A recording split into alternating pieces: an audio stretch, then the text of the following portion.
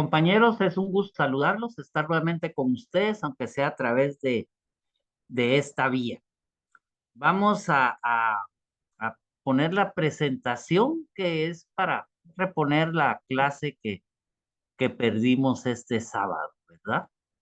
Eh, espero que la puedan ver sin ningún problema. Ya casi está.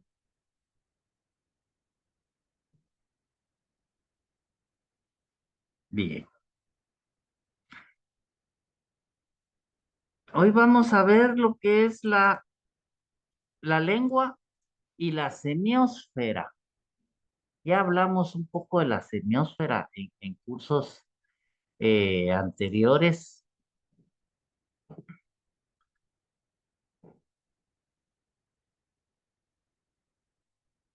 Entonces, solo que se termine de poner bien la presentación. Esta mi maquinita ya no muy puede. Pero bien, ya vamos. Un poquito de paciencia nomás.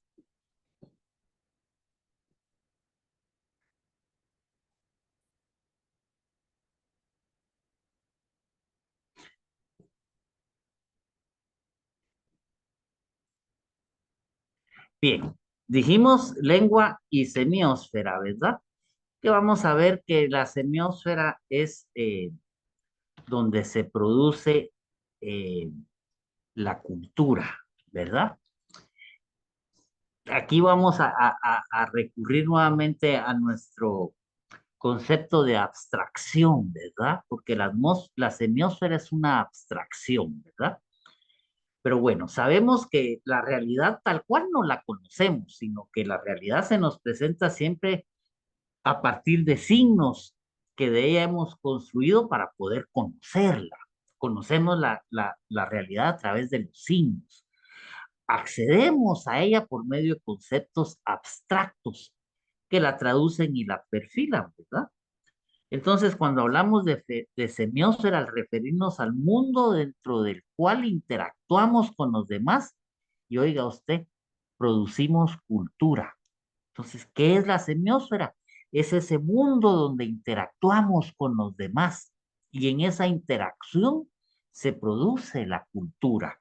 No existe en algún lado que sea la semiósfera, que uno diga, aquí está. No, es una abstracción, ¿verdad? Es el lugar donde interactuamos para producir cultura. Cada vez que nosotros interactuamos con alguien, estamos en la semiósfera, estamos produciendo. Nuestra visión de la realidad depende de ese mundo de signos en el que se entrecruzan diferentes culturas, saberes, valores y juicios. Entonces, una realidad social o una cultura es en sí un edificio de significados, una construcción semiótica. La semiótica, saben ustedes, que es la ciencia dedicada al estudio de los signos, de las imágenes, ¿verdad? Entonces, la semiósfera es un edificio de significados, es un mundo de significados, de signos, ¿verdad? Y entonces nosotros cuando nos integramos al grupo social, cuando un individuo se integra a su grupo social a partir del desarrollo de sus competencias semióticas, entonces aprende a comunicarse a través de un idioma. Cuando nace en una sociedad, pues aprende a comunicarse en un idioma al que le es propio a la comunidad. Se relaciona por medio de ritos sociales, casamientos, primeras comuniones, todos los ritos, el noviazgo es un rito, ¿verdad? Todo eso se relaciona a través de los ritos, absorbe la cultura por medio de sus tradiciones. Cada vez que le enseñamos al niño algo, él está absorbiendo nuestra cultura. En todos esos ámbitos se desarrolla competencias semióticas, es decir, competencias de imágenes, de signos. El acceso a la realidad está siempre mediado por coordenadas culturales que su circunstancia social le aporta, dependiendo en qué cultura vive. Así va a ser la alimentación cultural que tendrá. Va a aprender a ver el mundo, la realidad a través de prismas o de lentes de los lenguajes que adquiere la sociedad.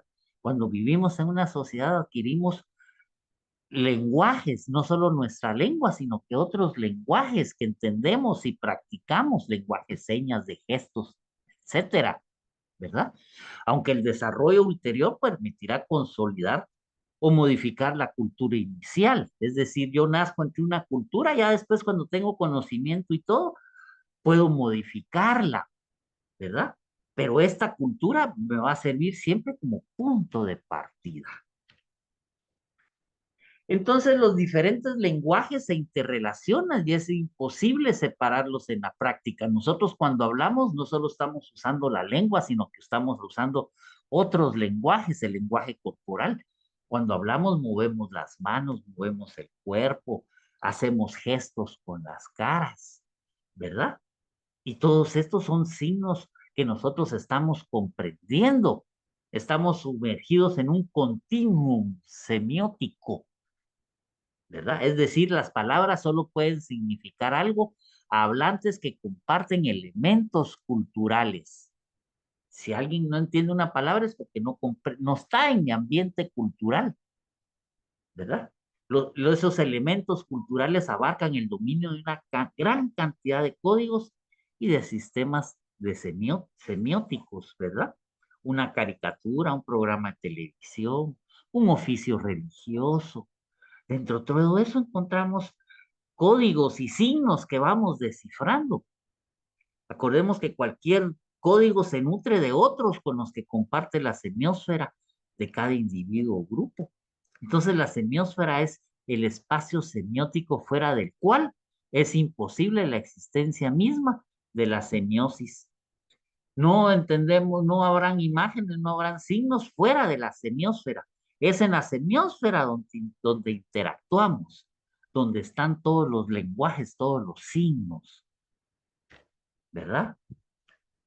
Las relaciones humanas solo pueden realizarse dentro de ese espacio abstracto que es la semiósfera. La construcción del significado se realiza siempre al interior de ese conjunto de sistemas. De hecho, para que algún elemento de la realidad adquiera sentido, al individuo le es indispensable traducirlo a uno de sus lenguajes de su espacio interno o semiotizar los hechos no semióticos. Es decir, para que adquiera sentido tenemos que encontrarle un significado. Por supuesto, tal como lo establece Lotman, teórico de esto, lo anterior no significa una asimilación pasiva y total, sino que al contrario, implica una adaptación semiótica de sus elementos al sistema semiótico propio. Vamos transformando y vamos dándole sentido a las cosas, ¿verdad?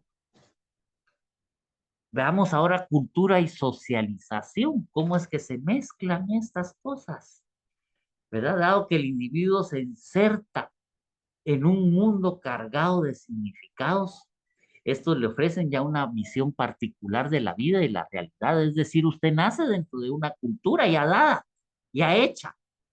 No nace dentro de un espacio donde tiene que crear su propia cultura, no.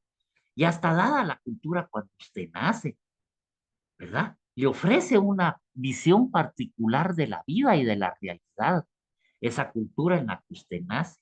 Por eso el proceso de socialización por el que atraviesa todo individuo viene acompañado de un proceso de asimilación cultural, ¿verdad? Nosotros estamos metidos en un proceso de socialización.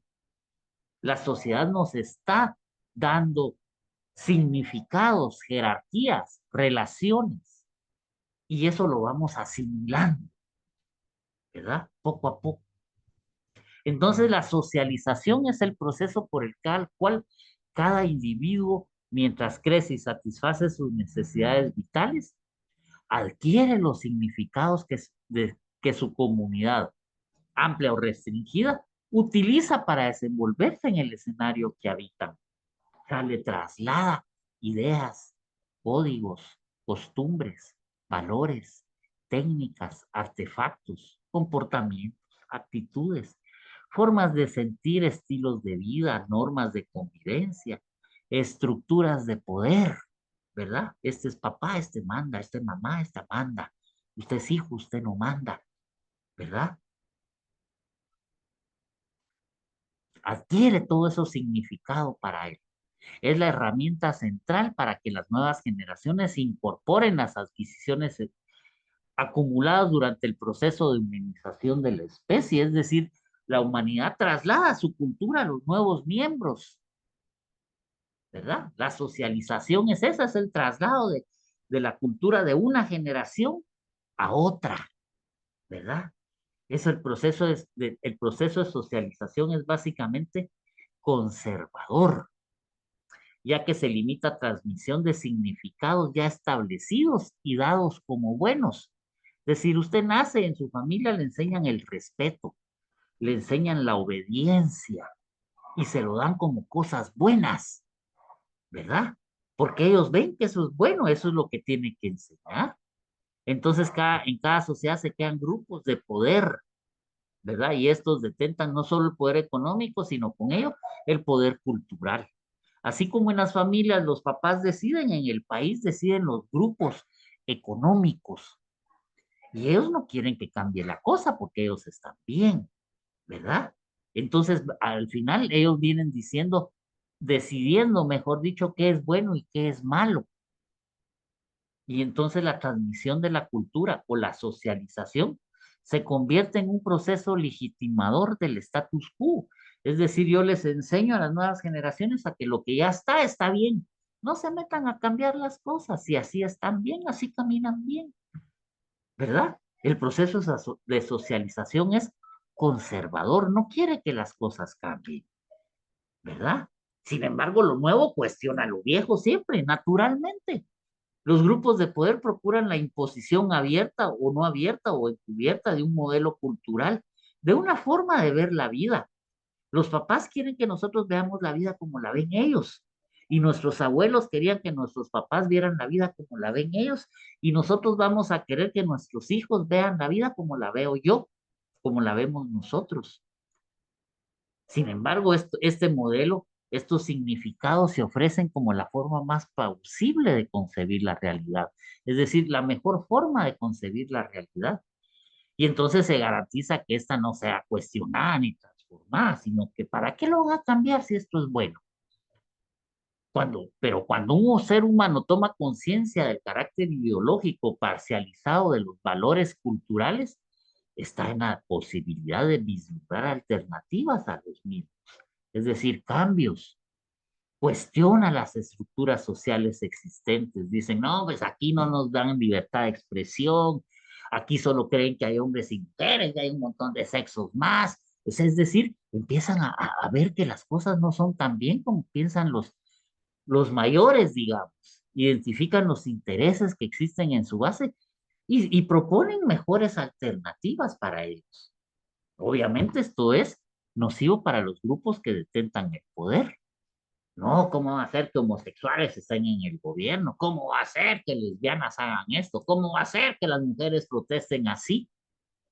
Porque yo tengo una visión particular del mundo y yo creo que esa es la buena y esa es la que yo quiero trasladar a las nuevas generaciones. Pero las nuevas generaciones van a cuestionar todo eso porque el tiempo cambia, ¿verdad? Entonces la socialización resulta ser un- una cuestión conservadora que trata de que las cosas no cambien, ¿verdad? Espero que quede claro eso. Veamos ahora lengua y pensamiento. ¿Cómo se relaciona la lengua con nuestro pensamiento? Ya hemos visto cómo se relaciona con la cultura, con la forma de vida. Ahora lo vamos a ver cómo la lengua se relaciona con el pensamiento, ¿verdad? Entonces vamos a decir que aunque los signos son realidades abstractas que solo se explican a partir de otras realidades similares, su función es instrumental, es decir, es un instrumento, sirve para comunicar la realidad. ¿Para qué sirven los signos? Para comunicar la realidad. Si un signo no comunica, deja de ser signo. La relación entre la lengua y el pensamiento ha ocupado a varios filósofos a lo largo de la historia. Y hay tres posturas filosóficas básicas al respecto. La lengua como traducción del pensamiento, la lengua como determinante del pensamiento y la lengua como vehículo del pensamiento. Vamos a ver estas tres, cuál es la que más se adapta a la realidad. La primera, la lengua como traducción del pensamiento. Esta postura plantea que la lengua no es más que el signo del pensamiento, el código que traduce ideas y los conceptos que existen en el cerebro humano, pero sin forma. Según esta visión, el pensamiento se formaría al margen del lenguaje y podría comunicarse a ser traducido o codificado con palabras. Pero esto implica que el lenguaje y el pensamiento son dos realidades independientes. Esta postura, desarrollada por filósofos de la conciencia, plantea que el lenguaje es individual. Cada persona traduce sus ideas en palabras y las comunica, ¿verdad? Según ellos, yo traduzco mi pensamiento en palabras y las comunico.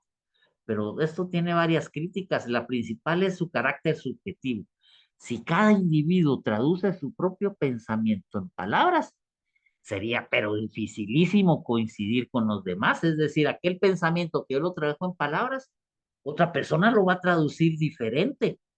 Y entonces la comunicación sería virtualmente imposible. Cada quien tiene su forma de traducir. Entonces no es una teoría que convenza, digamos, que la lengua no es solo una traducción del pensamiento. La segunda dice la lengua como determinante del pensamiento. Y esta es opuesta a la anterior. Plantea que el lenguaje configura completamente al pensamiento, vean ustedes. A esta se le llama relativismo lingüístico, pues plantea que cada comunidad lingüística configura su propia visión del mundo. Sin embargo, desde el siglo XIX se realizaron investigaciones que confirmaban la relación entre la estructura de una lengua y el tipo de cultura a la que pertenece. De esa cuenta, uno de los principales principios es que el lenguaje de una comunidad es el organizador de su experiencia y configura el mundo y su realidad social, ¿verdad? Las críticas que le hacen a esta postura confluyen en evidenciar una contradicción. Si nuestra lengua configura nuestra visión del mundo, esta no podría cambiar nunca, porque el mundo sigue igual. Y entonces la lengua tendría que seguir igual, siempre. Entonces no podríamos aprender otra lengua, porque ello implicaría adquirir otra visión del mundo y no podríamos tener dos visiones a la vez. En todo caso, parece más razonable decir que las palabras predisponen a favor de ciertas líneas de razonamiento en lugar de que determinan realmente nuestro pensar. Entonces, con ello se comprende mejor que nacemos dentro de un universo de valores, pero este es modificado, enriquecido en la medida en que nos relacionamos con otras culturas, ¿verdad? Y la tercera es la lengua como vehículo del pensamiento, que esta es la que más convence a los filósofos actuales. Que este pensamiento da cuenta que la vinculación entre pensamiento y lenguaje y a la vez de su distinción. La tesis fundamental de esta postura radica en asumir que la lengua es solo un instrumento para la comunicación, no determina, solo sirve para comunicar. No es una mera traducción del pensamiento, sino que es un vehículo, porque contiene y expresa de modo que propiamente no hay distancia entre pensamiento y lenguaje. El lenguaje es el vehículo del pensamiento porque contiene lo pensado. No es un vestido o un revestimiento externo del pensamiento, sino que es esencial al pensamiento. Esto significa que no pueden presentarse ambos por separado, pensamiento y lengua, tal como lo establece la teoría de los signos. Siempre hay un significante porque existe un significado y viceversa. El dominio de una lengua supone el conocimiento de la realidad que esa lengua presupone y de la que trata. Por ello, aunque el lenguaje contiene el pensamiento, lo transporta, no lo determina. De ahí que el pensamiento y el lenguaje sean dos caras de la poiesis, característica esencial y primordial del ser humano. Espero que esté claro. Cualquier duda me la pueden preguntar por los canales respectivos. Cada uno de ustedes sabe cómo comunicarse conmigo, ¿verdad? Vamos a ver ahora lengua y modelización del mundo. cómo la lengua modeliza el mundo, crea un modelo del mundo. Modelización viene de modelo, ¿verdad? Entonces sabemos que la lengua no es un reflejo de la realidad, sino que es un vehículo del pensamiento y por lo tanto solo puede reflejar una parte del mundo externo, una parte de la realidad, la que la persona conoce. Usted puede reflejar la realidad que usted conoce, la que no conoce, no.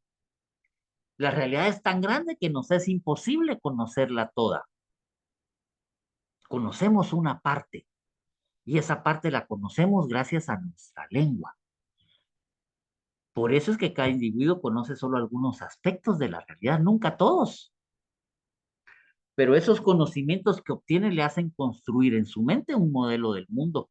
La parte que yo miro hace que yo construya en mi mente un modelo del mundo. No va a ser completo porque yo no conozco toda la realidad. Va a ser parcial. Solo la parte que yo miro. Con esa parte que yo miro, yo construyo un modelo del mundo en mi mente. Y entonces así se entiende muy bien la afirmación de que cada cabeza es un mundo. Pues sí, sí, reflejamos el mundo que conocemos. Solo ese. El que no conocemos, no. Y ya sabemos que hay mucho de la realidad que no conocemos. Entonces, en cada cabeza humana se construye una interpretación del mundo, pero parcial, no total, solo parcial, solo de una parte. Un mismo hecho o fenómeno genera infinitas interpretaciones por eso, porque cada quien lo ve desde diferente punto de vista. Cada interpretación responde a esa visión de la realidad que posee cada persona. Mi interpretación responde a lo que yo puedo ver, a lo que yo puedo conocer. Pero la visión del mundo solo la conocemos por medio de la lengua que usamos. Entonces nuestro lenguaje solo podrá nombrar la parte del mundo que conocemos y en consecuencia también comunicará el modelo de la realidad que tengamos. Solo esa, la que podamos ver y comprender. La realidad constituye entonces una modelización. La lengua constituye una modelización de la realidad. Nuestra lengua modela el mundo. Eso significa que cada hablante comunica con las palabras, los conocimientos que posee. Yo tengo conocimientos y los comunico. ¿Cómo? Con las palabras que yo conozco, ¿verdad? La cantidad de palabras que se dominen traduce la cantidad de conocimientos que posee. Si usted conoce muchas palabras, tiene muchos conocimientos.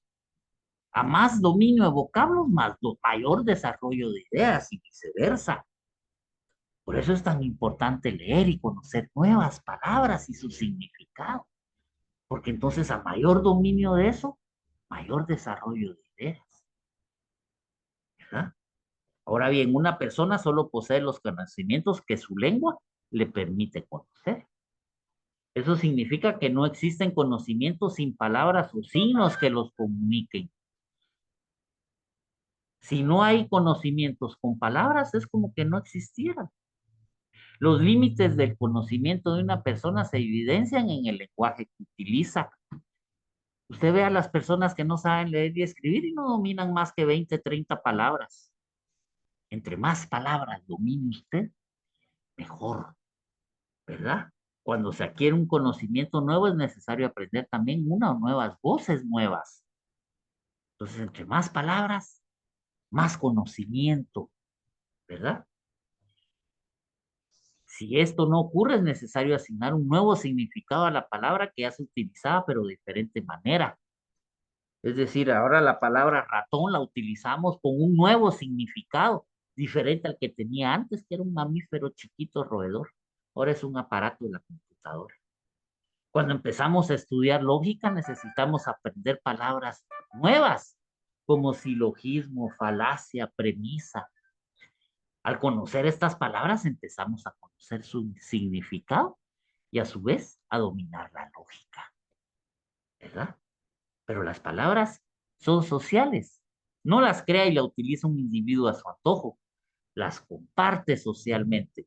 Por lo tanto, lo mismo pasa a los pueblos. Cada grupo social utiliza determinadas palabras. En Guatemala utilizamos determinadas palabras que a veces no se usan mucho en El Salvador o en México o en Honduras. Cada pueblo tiene sus propios vocablos, ¿verdad? Cuando llega un conocimiento nuevo, se hace acompañar también de palabras nuevas.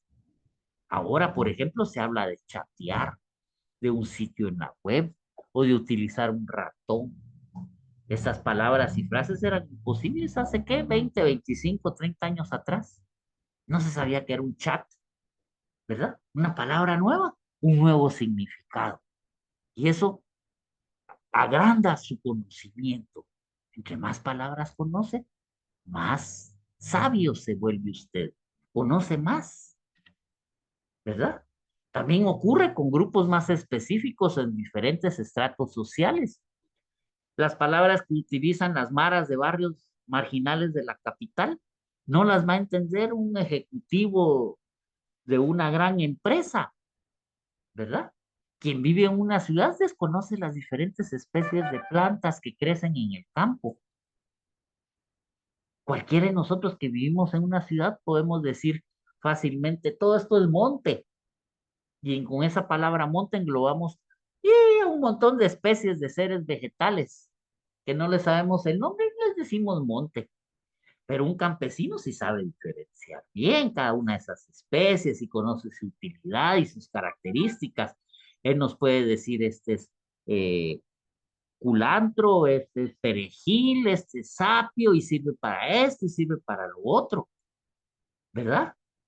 Lo que nuestro vocabulario y conocimiento de ciudad reduce a una palabra, monte, el campesino se manifiesta en 20 distintas o más que reflejan igual conocimientos específicos y diferentes de las plantas, ¿verdad? Por lo tanto, la lengua no es una copia de la realidad, solo constituye una forma de ordenar en el pensamiento los datos que conocemos de la realidad. Un idioma como el español sirve como vehículo a cierto número de usuarios, los que hablamos español, para comunicar los pensamientos. Cuando en el habla no existen suficientes palabras, cuando el idioma no tiene tantas palabras, se tiene que construir nuevas o se prestan a otra lengua y se utilizan viejas palabras con nuevos significados. Se construyen nuevas, ¿verdad? La lengua está viva. Entonces, de lo anterior se deduce que si existen muchos idiomas en el mundo, es porque existen muchas formas de conocer la realidad, no existe solo una. Cada quien tiene su forma de conocer la realidad, que esa sí es una. Cada idioma ofrece muchas palabras y construcciones que permiten a sus hablantes conocer el mundo. Como afirmaba Munin, cada lengua corresponde a una reorganización que puede siempre ser particular de los datos de la experiencia de la lengua. La estructura de la lengua es precisamente la manera según la cual se analiza, se ordena y se clasifica la experiencia común a todos los miembros de una comunidad lingüística determinada, ¿verdad? Entonces, el hablante de un idioma determinado, por ejemplo, de español, mira el mundo de acuerdo como su lengua lo tenga organizado. Ello se demuestra en el hecho que para aprender un idioma no basta con traducir palabras. Usted pone una oración o un texto entero en un traductor virtual de estos de Google, por ejemplo, ¿verdad? Y lo traduce y de repente le aparecen cosas que no tienen sentido, porque para traducir no basta con traducir las palabras, ¿verdad? Es necesario pensar en el idioma de ese, a pensar en ese idioma, a concebir el mundo desde el prisma que nos da esa lengua. Quien sabe inglés sabe que no solo es de traducir, sino que hay que buscar las palabras más acordes, porque son diferentes formas de ver el mundo, ¿verdad? Cada lengua refleja y comporta una guatachumum, es decir, una visión del mundo, que una lengua es un prisma a través del cual sus usuarios están condenados a ver el mundo porque no tienen otra, esa es su lengua, ¿verdad? Por supuesto que cada hablante posee su idiolecto, que es su forma de particular de utilizar la lengua en su comunidad. Ustedes han visto que en cada pueblo hablan diferente, tienen sus propias palabritas, su propia forma de decir las cosas. Aquí en Oriente se dice, el viento está fuerte, abriguéllese, pues, dice, ¿verdad? Son idiolectos, son formas particulares de usar la lengua en su comunidad. Aunque un grupo de personas habla el mismo idioma, cada quien lo hace de diferente manera. Y lo podemos ver con Latinoamérica. Todos hablamos el mismo idioma, pero cada país lo hace de diferente manera, de su particular forma, ¿verdad? Y hay palabras en las que en un lado significan una cosa y en otro otra, ¿verdad? Y entonces existen tanto idiolectos como personas hablantes de una lengua. Así como hay pueblos que tienen su forma, hay países que tienen su forma de hablar, también hay familias que tienen su forma de hablar, también hay personas que tienen su propia forma de hablar. Esto le permite a cada individuo modificar o profundizar la visión del mundo que su lengua le ofrece, ¿verdad? Entonces la lengua responde a las necesidades comunicativas que tengan los hablantes. Ese prisma o ese lente que constituye la lengua se construye a partir de la realidad cultural de su sociedad. Su lengua se evoluciona de acuerdo a su sociedad. Es decir, existe una relación dialéctica entre lenguaje y cultura. La realidad cultural moldea la realidad lingüística y la realidad lingüística modeliza la mentalidad de los individuos de su sociedad. Si una persona viaja a un lugar lejano y desconocido, observa cosas que no conoce y cuando regresa quiere transmitir sus conocimientos y busca las palabras, los moldes para esos conocimientos, las palabras que ya tiene, que conocen sus congéneres para transmitir esos conocimientos. Fíjense ustedes que cuando Marco Polo, allá por 1400 y pico, 1500 y pico, se fue a dar la vuelta al mundo y llegó a otros países, cuando regresó a Europa, les contó que había visto un animal que era parecido a un caballo, pero que tenía un cuerno en medio de la cara, y su piel no era como la del caballo, sino que era rugosa y era gordo, ¿verdad? Lo que él estaba tratando de decir es que había visto un rinoceronte. Pero en Europa pensaron que era un unicornio, animal que ya conocían, animal mítico, ¿verdad? Porque no existe, que ya conocían gracias a la cultura griega, ¿verdad? Tuvo que pasar mucho tiempo para que existieran fotografías y todo para presentar cómo era realmente un rinoceronte a los europeos, que tenían una imagen muy diferente a la que realmente era, ¿verdad? Entonces se dice que un lenguaje es una modelización del mundo porque constituye un modelo o molde que sirve a los hablantes para conocer e interpretar la realidad, ¿verdad? Esa es la modelización del mundo. Muchas gracias, compañeros. Eh, Esto corresponde a nuestra clase del sábado pasado, ¿verdad? Que no, lamentablemente no pude asistir por cuestiones personales, pero que, bueno, tenemos este video, gracias a Dios. Espero que lo estén viendo, que lo vean, que analicen. Yo de todos modos voy a trasladarles material de estudio, eh, no solo este video, sino que el material de estudio, voy a subirles todo lo que hemos visto hasta la fecha. Así es de que les agradezco mucho.